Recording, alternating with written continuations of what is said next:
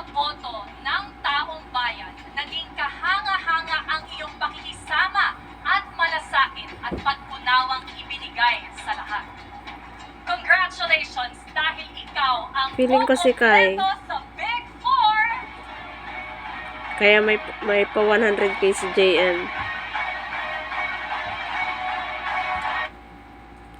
Fighter Bloom Fitness, Germ Kitty No, Fashion, sorry. and Benefits. Dito pa sa bulsa, ay lahat. Basta fighter. Ma-announce na yan, B.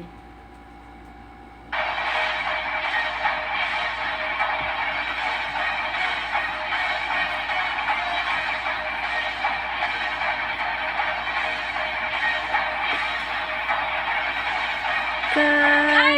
Yay! Congratulations, Kai! Pwede mo nang kunin ang iyong watawan at tumayo sa iyong Big Four. Okay lang yan, JM, kasi nag-aantay naman si Jazz. Umiyak si Rin? Ang lahat lang pala.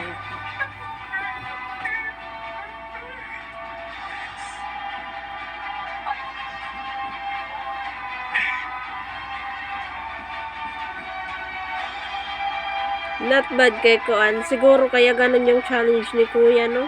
Oo. Kasi siguro alam din niya kung sino yung mababa. At para naman sa'yo, JM, what a strong fight. You did so well. But at this point, I'm sorry, you have just been evicted from the Big Brother house. JM, So much po. magpaalam ka na sa iyong mga kasama at magmadaling pumunta sa confession room. It's okay. Galingan niyo lahat.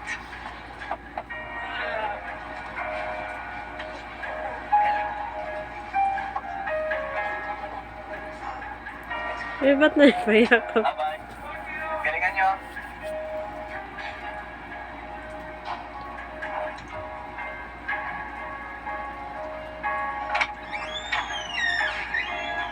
Galingan niyo.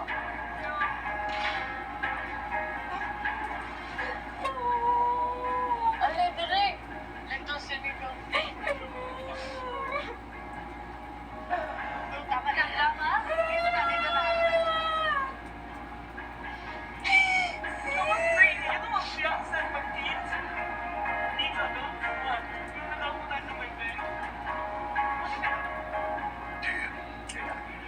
Saksi ako sa lahat ng mga pinagdaanan mo at mga leksyong natutunan mo sa loob ng aking bahay.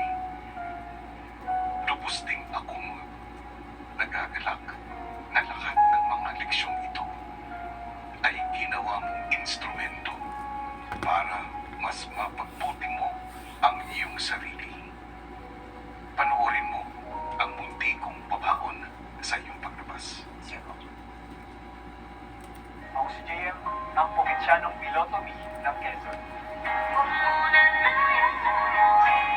Pumasok ka ng aking bahay, bitbit ang iyong pangarap na panandalian mong isinagtabi para sa iyong pamilya. We lost everything, including our business. Kaya nandito ako sa maybe for my family and for myself.